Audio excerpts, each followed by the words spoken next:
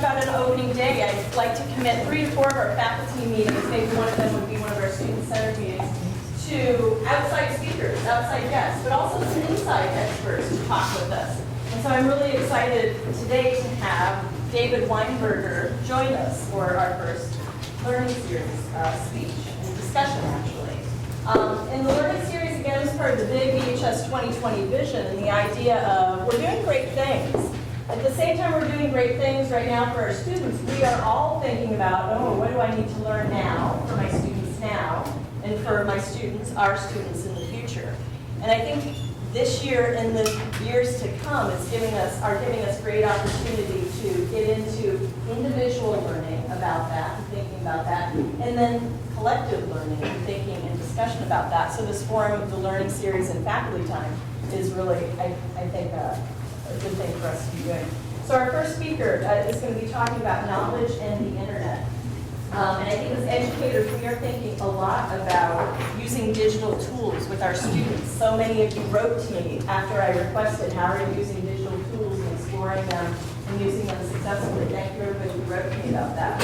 I think that privately too, and maybe not so privately, we all wonder about, yikes, with changing forms of knowledge with the internet, what is my role becoming as a teacher and as an educator? Now that the kids can get lots of information and even instruction on their devices. And we don't know what that looks like. But let me say this. I have my headmaster student leadership group that meets once a month for pizza lunch on maybe the third Thursday of every month. And we had it last week. The focus this year is on technology, and a couple faculty were there. And on the first meeting, I asked the kids, what does VHS do well with technology? And they listed a lot of things. I said, what do we not do that well with technology? They listed a lot of things. I said, now list for me all the different applications and devices and things on the internet that you guys use that you think your teachers and your headmaster have no idea about.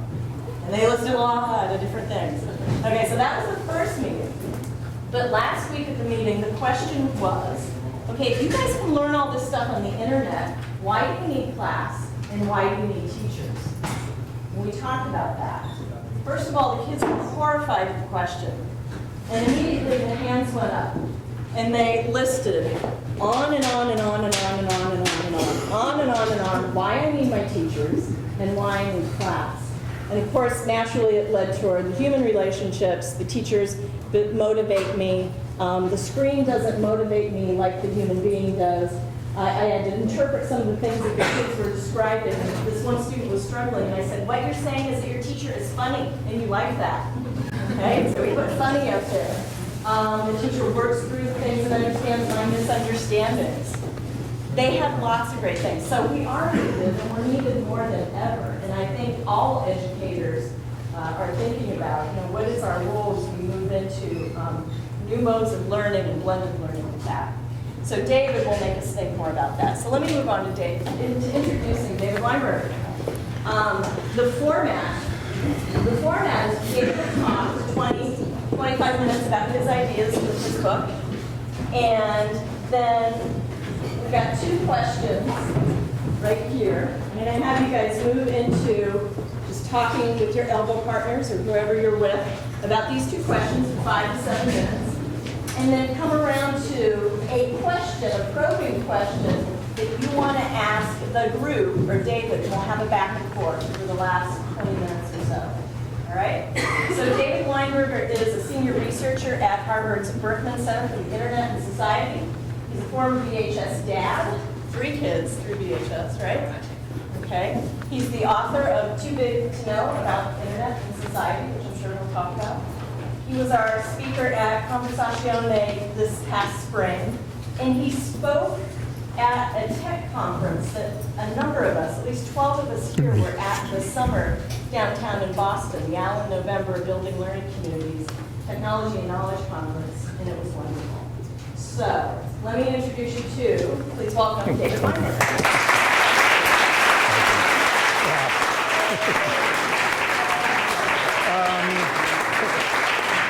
Thank you, guys. I'm both really honored and very intimidated to be here. Last times I've been in this room, it was when our son Nathan, our youngest, was in T-tones, and there were a lot of T-tone performances here. I'm just curious, how many of you have had as students either Nathan, Leia, or Jenny Weinberger? Okay, that's a few. And how about Ann Geller? She's my wife. She's 57. She's 62, so it's unlikely. And Marvin or Virginia Geller? Yeah. They're 87. My in-laws, they went through HBS as well, so I didn't expect any for Marvin and Virginia. So I'm going to talk really quickly, so I won't take up too much time, as I already have, actually. And so I want to talk about what's happening, in my view, to knowledge. It is, I would not for a second quarrel with this really important set of points from the students. But it seems clear to me, which means I'm probably wrong, that knowledge is moving out onto the internet. That's where education is moving, and which is not to say no longer will we have classes or teachers. What it means is, just as always you've been preparing students to be learners once they leave, now I believe you are preparing them to be learners in a radically different environment once they leave, and a wonderful environment for learning, also a disastrous one. So traditionally, we've had, in the West, that's my domain here, we've had a pretty fixed idea for about 2,500 years of what knowledge is. And I'm going to go through 5 characteristics of traditional knowledge, and then I want to go back through them and point to examples on the net where it's not the same. So we've thought about knowledge primarily from the beginning, recognizing that the world is really, really, really big, and our brains are really, really, really tiny, and so we simply cannot know everything that we want to know. Knowledge will just fail if you throw a brain out into the universe and say, go ahead and learn the secrets of the universe. Yeah, it's not, we're not wired for that. It's a tiny little speck of matter that we have up there. And so we've had a basic strategy, which is to reduce what there is to know to make it manageable so we can make some progress. And we're really good at it, obviously, because we're the dominant species on the planet. But it has been a technique of reduction. So knowledge traditionally has been something that's filtered. The very idea of knowledge comes from a distinction that was made in the types of belief that people have. This is in ancient Greece. Some beliefs are true and we are justified in believing them. We want to figure out what those are. That stuff is knowledge. So from the very beginning, we've recognized that knowledge requires a type of filtering, which is a type of reduction. Knowledge has been settled. If it's not yet settled, we say we're not sure yet. People are still arguing. Reasonable people are still. We say we're not sure. We've assumed that knowledge all fits together into something beautiful, that the pieces go together. To think that there is no order in the universe would make knowledge impossible. So we've assumed that knowledge is orderly. There's been a particular rhythm to knowledge as well, so that we develop knowledge in private, maybe with some other people, but it's a closed group, and we're not responsible for those drafts. It's only once it's published, made public, that we get credit for it, and that it is officially knowledge. So we work on it in private, and then there's usually some type of gate, publication gate. Somebody has to say yes, and they generally say no to most things, publications and the like, and only then does it become public. And in an odd way, knowledge has been, this is up here for me, not for you. I know you probably can't read it from back there. But knowledge has been a set of stopping points. The basic strategy that we've had, works really well, has been to establish something as knowledge, something that we know, and then you can just look it up or you can ask the expert. You don't have to go back and reprove it. And this enables us to build up knowledge and to move ahead. So it's a very efficient model, but once again, it assumes that once something is done as a matter of efficiency, once it's known, we can just move on. Occasionally we look back and redo, but generally knowledge has been a series of stopping points. So those are 5 characteristics, not the only ones, but they're 5 important ones. And they are also all non-coincidentally properties of the medium of knowledge, of paper and books and libraries. So that what gets printed or gets put in a library is filtered. Once it's printed, it's settled. Ink settles into paper. You cannot undo that ink. And knowledge, not coincidentally, has exactly that same property. We organize our libraries in very orderly ways. We organize our books in very orderly ways. We spend a lot of time doing that well. That's because in the real world, you can only have one principle of organization. So if you and your spouse are arguing over how to organize the books in your house, or the CDs, if you still have CDs, and one of you wants to do it by author, and one of you wants to do it by chronology, or when you bought them, or by mood, or whatever, only one of you can win with physical objects. You only get one way of sorting in the real world. And in the same way, we've imposed that limitation of order on knowledge, as if there is a single order of knowledge. And one of the consequences of this is that we spend a lot of time in our culture arguing over definitions, as if that really means much. And generally, they don't. It's trying to impose a single meaning on something that very likely is fuzzy or has multiple meanings. It's clear the way in which physical things, the representations of knowledge, are private until you make them public, that moment when the printing presses go and it becomes public, or it goes on TV or whatever. And books are stopping points. This is a little, it's a little hard to say to people who love books. I am somebody who loves books, but I'm saying something very simple, that a book is physically distinct from everything else. When you're reading it, it's a big bother to put it down and go look up something you didn't understand in the book, so the book tries to contain everything, and even the footnotes are stopping points. They're not there so much so that you can follow the footnotes, go back to the library and get the book, because very few of us ever do that. Even the most serious scholars rarely do that. They're there so you can say, oh, I see where that fact came from. They are stopping points. They're nails into the lumber of knowledge. So all of these characteristics are characteristics of paper, which should lead us to expect that as there's a new medium for knowledge, as pretty clearly there is, knowledge is going to change its properties and do so in a way that it hasn't in 2,500 years. So I personally think that this is a huge change. I am not an internet minimalist. I'm an internet maximalist as far as that goes. But it's something obviously we can talk about. So let me go back through these as quickly as I can and point to some places where these are being overturned, each of these. And there are lots of possible examples. Filtered, knowledge being filtered. Well, generally on the net, we are learning that it's more expensive and more difficult to delete something than it is simply to include it. You know this from your own computers, which have very likely thousands of photos that have meaningless names that you've uploaded onto your computer, because it's easier to include them than to go back through and make the hard decisions about which ones you're going to keep. So the economics of inclusion have shifted, have flipped. That's not the way it used to be, but now it is. And so there are other reasons to include everything in the collection as well. It's because, most importantly, whenever you curate a collection, you are making decisions about what your users are going to want, what they're going to be interested in. And you can make good decisions about that, but you can't make perfect decisions about that, because somebody's going to come along and be interested in something you had no idea they were going to be interested in. So there are very serious academics who study the role of women celebrities in the media, which means they want to see every article about Britney Spears and Lindsay Lohan and Miley Cyrus that they can find. And meanwhile, a responsible journalist is going to be excluding all of those because it's trash. Well, yes, reasonable decision, but you've just removed people's some serious researchers, their primary research material is now gone. It's also the case that filters have changed in the digital world. So it used to be that when you filter something, well, still the case, when you physically filter something, whether it's the books that you are deciding to acquire for your library, or it's the coffee grounds at the top of the pot, to filter them means that you separate into two piles and you discard one pile. Nobody ever sees it. So the pile of manuscripts that didn't get accepted by a book publisher, those are simply gone. We can never find them. You'll never see them because they didn't get published.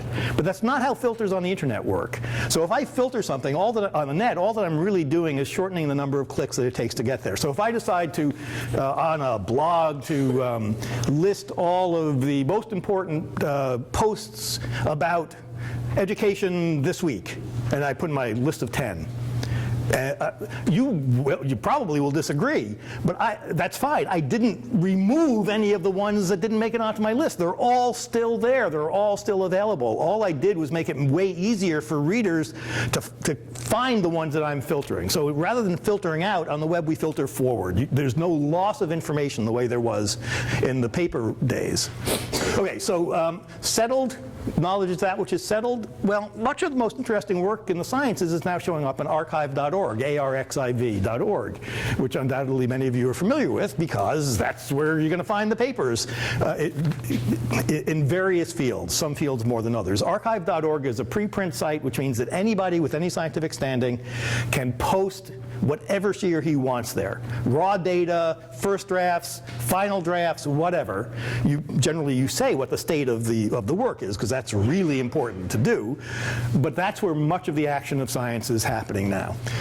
This is where, and you go there and you see this is a first draft or this is raw data, you know this is not settled knowledge. And the best example I know of this is at the Large Hadron Collider, which is the most important physics in the world. When the faster than light neutrino data appeared, which if it were correct data, probably would have overthrown Einstein, so it was a very big deal. It could have gotten into any physics paper, any physics journal in the world. Instead, they posted it at archive.org because they were worried about this data. They wanted to understand it, and they wanted it to get out immediately, instantly. They posted it, and it did just what they wanted, which was to stimulate this web of ideas, disagreement, explanations, questions. Anybody can participate. Many of them were world experts who are participating in this informal web. It's a web that it wasn't, nobody set out to make it. It's just somebody who would post something with a link over here, and very quickly you have this web. And many of the people who posted were idiots.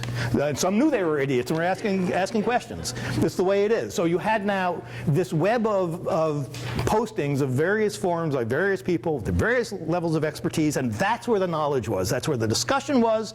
That's where, if you wanted to know about the faster than light neutrino stuff, that's where you went, and it's still where you went. And so this stuff was posted before it settled in a hugely useful way.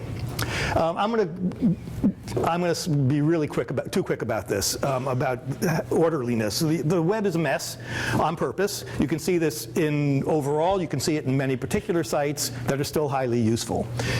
So you can look at any unfiltered site, whether it's Flickr or it's the open access medical journals that are also not peer-reviewed, so they have tons of stuff coming in.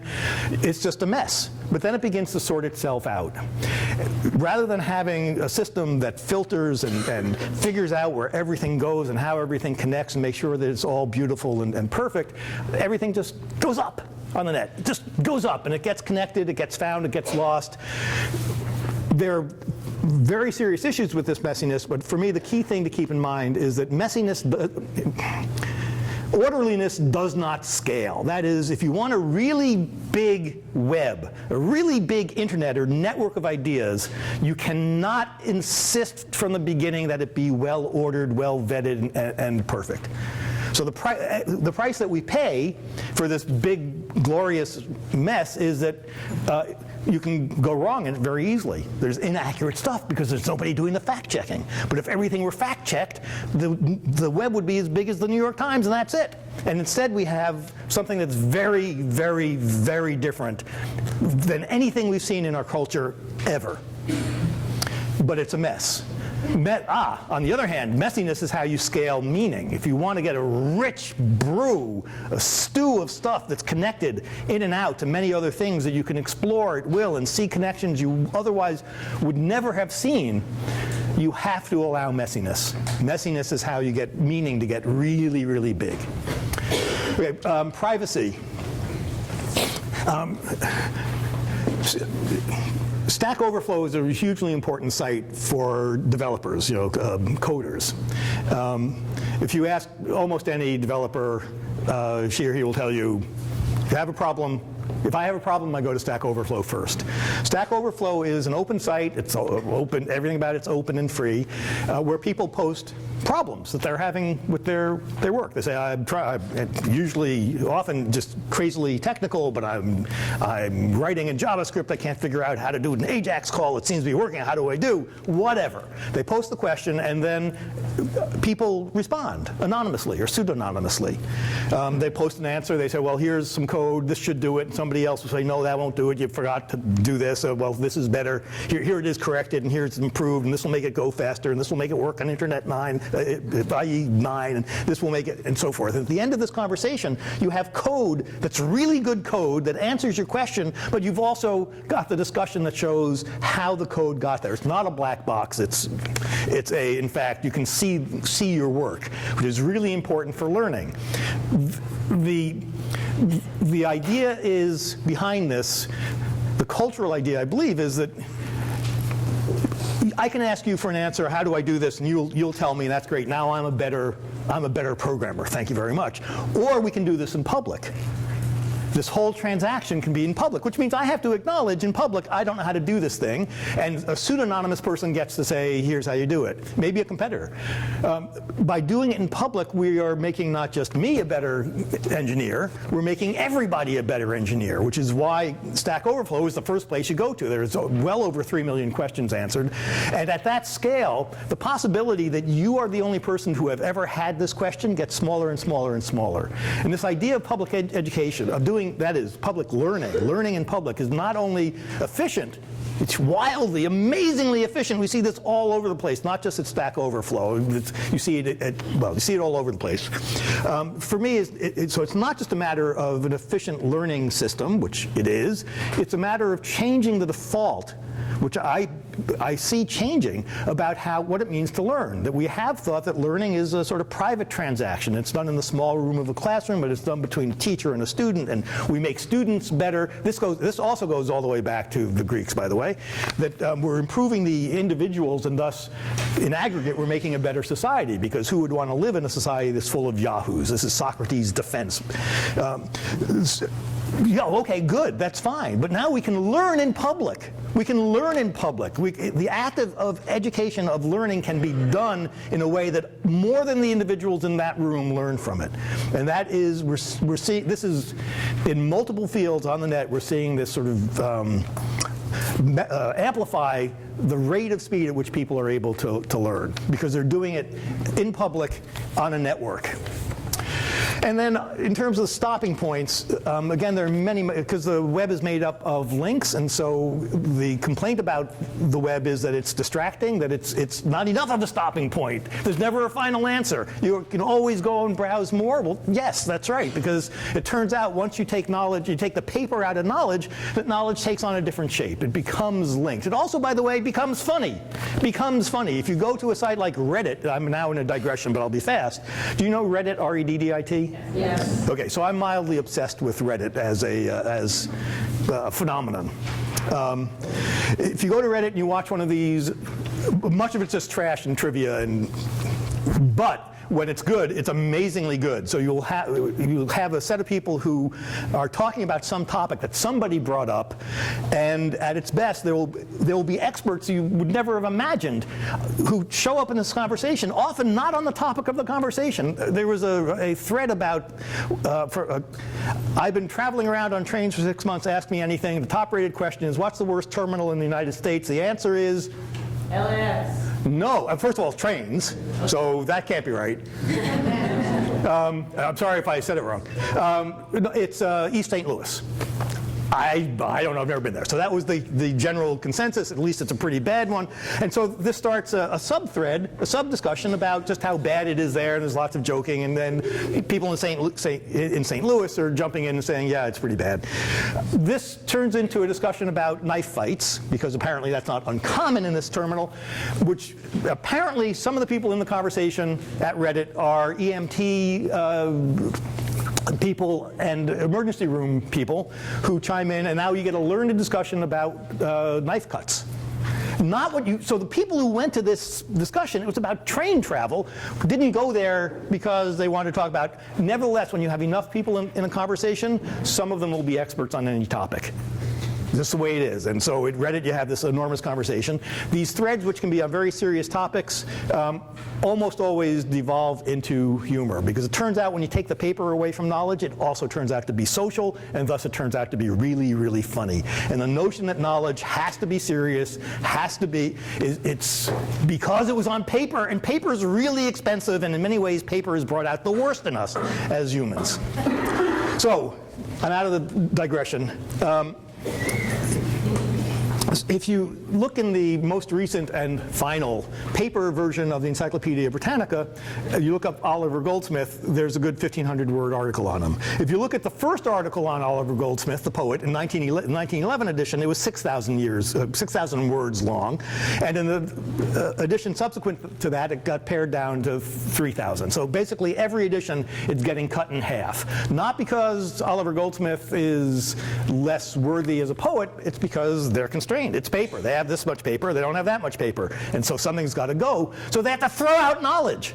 Every edition, they're throwing out knowledge. And we assume this is okay because it's what we've had to do for 2,500 years because we've been stuck with paper.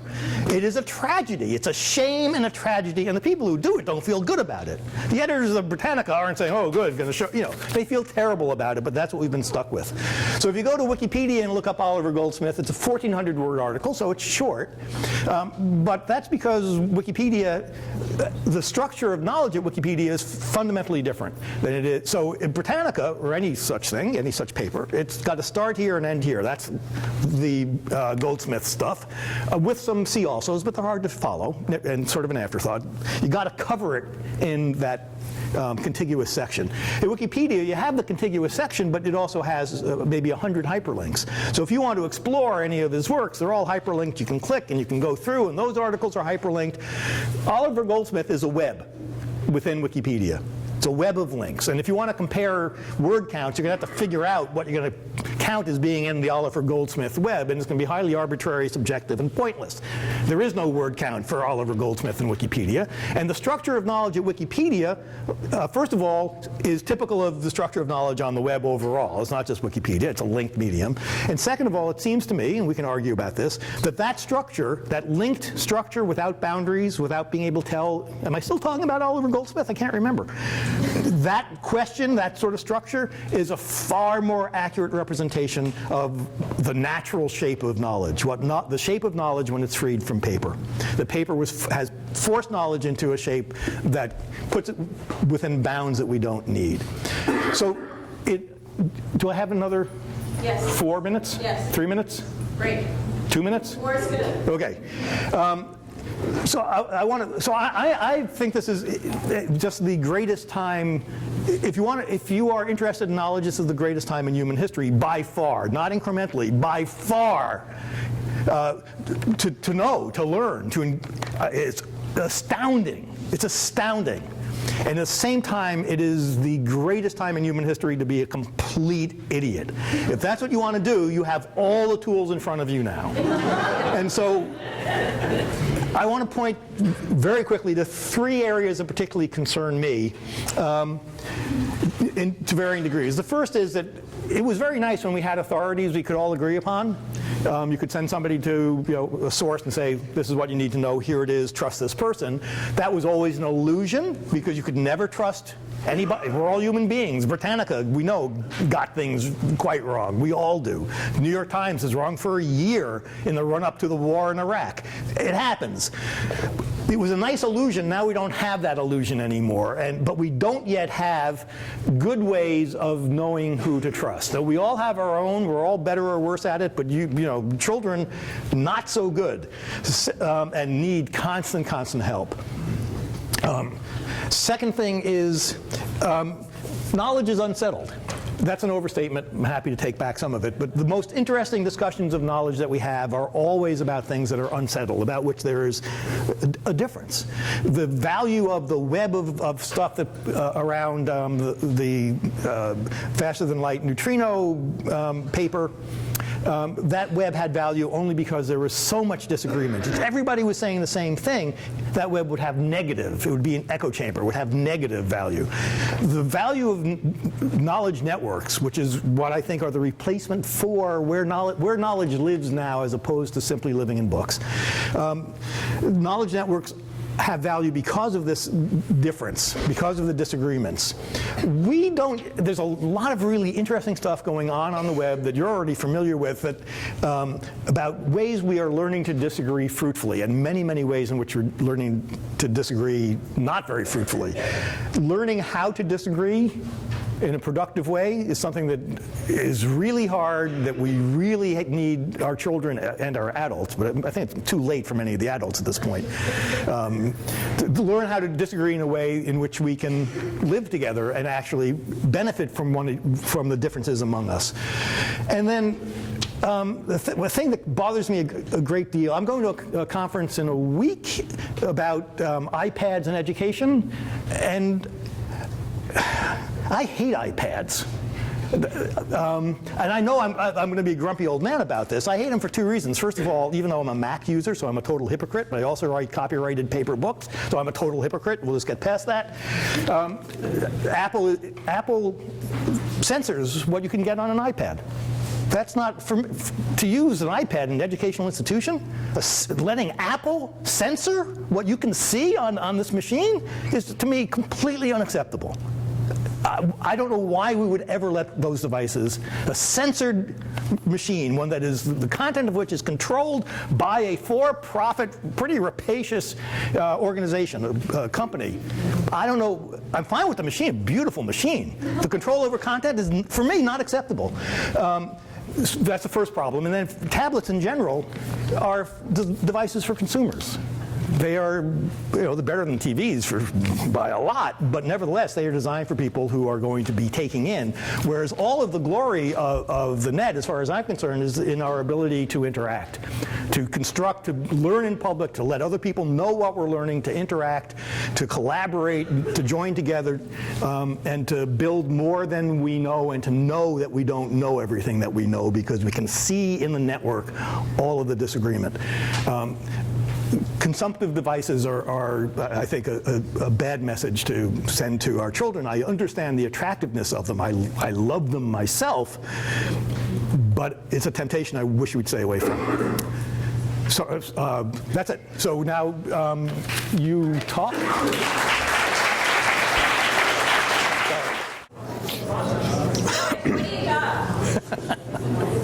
Questions, ideas, reactions, questions for David? What did that make people think of? Elon. Just a question for you. In the world of paper, I'm assuming pretty early on people recognized that as a medium for knowledge, it was limited. There were problems. It's not transparent. No one thought you could get everything on it.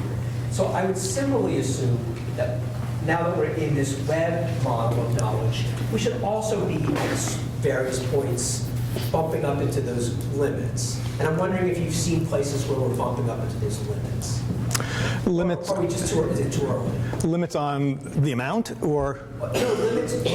So you said that the nature of knowledge is determined by the means of its preservation. You didn't say that, but I think that's good. Yeah. And so it's preserved in paper. We realize that the nature of knowledge is limited, and we're frustrated by that. Oh, I wish this book would continue, or yeah. I can't. There's that lab where kids reading a book and trying to click on a word. So we realize that pretty early on that it's limited. With the web, it seems like, oh, everything must be there. We can know everything. But it would seem like unless we're in a completely different paradigm where the medium no longer limits the message or the content, there must be places where we're saying, the next thing that comes along that replaces the web will be grander than that. I wonder if we've yet found that. So this is a really important, hard point, and I don't have a good answer for it. The media shape knowledge, among other things, but media shape knowledge invisibly. So before there was the internet, and in fact during the transition, you could see in the reactions of people to the internet, it looked like knowledge was the perfect medium for knowledge. It just fit perfectly. So when Linnaeus did an ordering of everything in the universe, complete ordering, hierarchical, beautifully done, it didn't seem like, to him, like a reduction. That I only have one big book. It's that, no, this is the way order works. The stuff that matters are species. That's what's knowable, because within a species, lower down than a species, you're dealing with things that are different, but not in essential ways. Two puppies, same species, they look different, doesn't matter, different spots. Our idea of what constitutes order happened to fit the size of a book, but it didn't just happen to. And so the limits are invisible. To live within one of these media, the limits are you think they are virtues. There's a single order to the universe. We spent 2,000 years trying to figure out what that order was. A single order. Everything has to fit in one spot in this order, like Linnaeus's categories, or Aristotle's categories, where it came from. You'll see the limits after. So you'll see them after, and then we'll be kicking ourselves saying, I can't believe we thought. Nevertheless, there's certainly, we see limits now, but they're limits that are on values that we want to preserve from the prior idea of knowledge, or for techniques that enable us to work in the old world that we don't have yet in the new world. For example, authority, as I mentioned. There are not reliable authorities on the net simply by being on the net. If they have authority, it's coming from the fact that it's a publisher or a university or whatever. And that counts. We have not, but that's not enough. That stuff doesn't scale. So we haven't yet figured out what replaces that type of authority on the net in a way that makes us happy. And we have to be working on this. There's no obvious and canned answer. It's a wonderful question, but it's, it sort of makes your head explode. Others? Jen Mark. I'm wondering if your kids were back at VHS, what your perfect, and this is, you can't probably answer appropriately, but the perfect classroom, like what would you want them to see? I'm sort of interested because I with the iPad.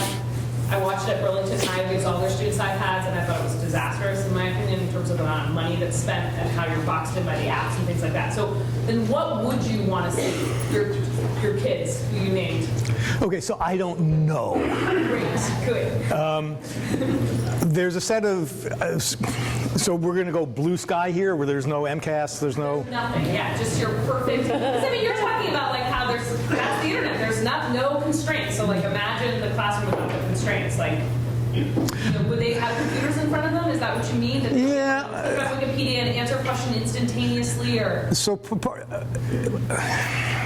this is really hard. I'm not going to know this. You're supposed to know this. It's not fair. So let me try to dodge this question in a couple ways. Yeah. So I don't know how to get kids there, but I have an idea in my head of how I'd like them to be when they leave, when they go out onto the net. Yeah, so I would like them, first of all, to be curious about everything and to not be ashamed of what they're curious about. Because as they're tracing down the Britney Spears lyrics, I know Britney Spears already dates me 10 years. Nevertheless, yeah, I know. They're going to come across something else. I want them to be able to engage with others and to be at a very sort of meta level of knowing stuff, so that when they find stuff on the net, they are aware. So one of the things that we lost, that we used to think was great, was that somebody could tell us, here are the 400 great books. You read these, you're a literate, educated person. That was really nice. But we now, well, even at the time, we knew that this list was crazily arbitrary and very skewed towards not just Western. I think it wasn't just, but yeah, Western white men, and dead. Very important. So we don't have that anymore. But we don't have the replacement. And so one of the things, having that sort of list said that you don't have to get meta about this. We know, everybody agrees this is the 400. Everybody agrees. We are losing that. We don't have the replacement, and so what we have to know, what I want my children to recognize is their own involvement in the valuing of this stuff, how the process works, why it is they think this is great or we think this is great. That sort of meta-knowledge, I think, now is essential because we've lost the silent imprimatur of simply getting published. And I would like them to feel a great obligation, not even as an obligation, just the normal thing is that you learn in public. Anything you know how to fix your iPad, to do something with iTunes, and then post it. It's just stupid and immoral, practically, for you not to share this. I don't know how you get kids there because I also, I'm very torn by the memorizing the state capitals, but that example, which is silly now that you can just look them up. On the other hand, as people pointed out, including Justin Reich, that there are times when it does help to know, not have to look up, that, oh, there's a state capital. I don't know what we do about the amazing ability now to externalize memory, how we take advantage of it without losing the ability to put pieces together. I don't know. Another example of that is the possible loss of the ability to learn vocabulary from context rather than from instantly being able to look it up. And as teachers, I think we all see our students struggling more with the readings, which 15 years ago didn't seem hard to teach or for them to learn. And I think we have to really watch what tools we're using and how we're asking them to use them, because I think knowledge loss is very possible along with this knowledge gain. Yeah. Rick? So I think it's a little bit of the sizzle and the steak argument, I think like the iPads and a lot of that stuff is a lot of sizzle, because I think ultimately is what is worth learning and who can inspire you in some ways to learn it. This woman over here inspired my daughter, who's 25, and at law school to learn about a lot of books and made her a better writer, and that's her inherent life. So I think sometimes I think some school systems want to do a shortcut. And they want to maybe devalue teacher stuff by giving everybody an iPad, and all of a sudden everybody's sizzling along, and they're not getting a lot of steak, So I think the internet is great in a lot of ways for a lot of boring drill and practice things. There's a great teacher at Colby College. There's a lot of amazing practice Spanish exercises. But if you don't get turned on to learning Spanish, you're not going to go to her website. You know what I mean? So I think that there's still a missing piece here. It's just like when you're talking about curiosity and engagement and desire to want to learn stuff, versus that the tools to learn that now have become easier, and you can have a worldwide conversation. Even though I probably still like talking to people face to face more than going online. So in response to that prior comment, all that, and I'll get to you in a second. So all that I'd want to say, I think, is that this is in some ways an empirical question about which you know way, way more than I do. How do our children learn? Does clicking on a word and getting the definition instantly actually not teach them the meaning of the word as well as other techniques do? And that's an empirical question, and we need that sort of empirical data. In terms of your comment, which is really interesting also, all that I would say is that I find it helpful to make a mental distinction between programs that interactive spelling drills or Spanish drills or whatever, which you could do before the internet, and there were, of course, these programs, mainly pretty awful, but there they were, that would let you do that, let you drill. And so I think about those as sort of computer-based learning, and then there's internet-based learning, which is the second thing you're talking about, which is the ability to follow, because it's a linked medium. It's not about the automation, it's about the links, and the links that lead you to people and to their ideas. You can follow ideas forever, and you can get lost in them and not learn anything, or you can learn a huge amount and have your curiosity stimulated in ways and have yourself be challenged by ideas you would never have come across. doing so seems to me, to get children to do that latter thing, which I count as a really important activity, I think, I don't have evidence. I think it seems, I assume that they will do more of that if they have a sense that they can participate in these conversations. If they learn that this is a participatory medium, that they can edit Wikipedia. That's how Wikipedia was made. If they get interested in the talk page at Wikipedia, you know the talk page? Where you can see the arguments that led to what the content is. That's a type of meta-learning and a glimpse of humans who care about something, engaging with one another in a civil way. I want my children to understand that we built this thing. We built the internet, and we did it one at a time by interacting with one another, which is my iPad problem. Mary. One of the things that we were talking about is how for many of us at a certain age, this is a second language. This was not the first language we were raised in, and yet for our children, it was their first language. And it's such a moving target. We were talking about technology that kids are using now that we haven't even heard of. So they're trying to figure out how to best use this and understand how it's impacting their learning so that they can make the most of it for their learning. But it's such a moving target. It's changing all the time.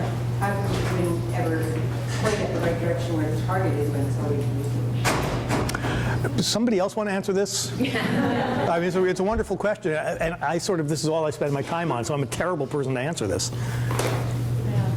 Does anybody have ways in which you try to? Well, I mean, not even specifically. I just think in general, it's such a hard thing to ever really understand the impact this is having on children and their brains and how they're learning and thinking, because we're not experiencing it. We don't even know what they're experiencing because of the way in which the technology that they're using is affecting them.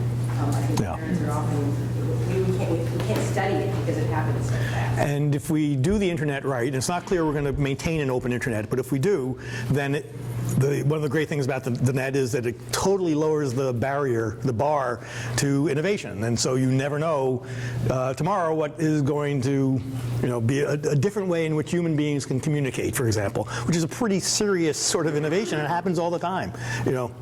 So the target may continuously change, I hope. Let's go one more question. Yeah, what do you, I saw a little bit of a rumor about this on Reddit, that the internet may no longer be open. What do you mean by that?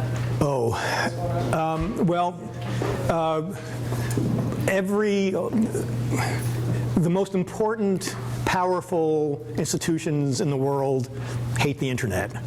And so keeping it a place in which anybody can post, where the playing field is even and not tipped so much that if you want to start something, you have to struggle uphill against Google,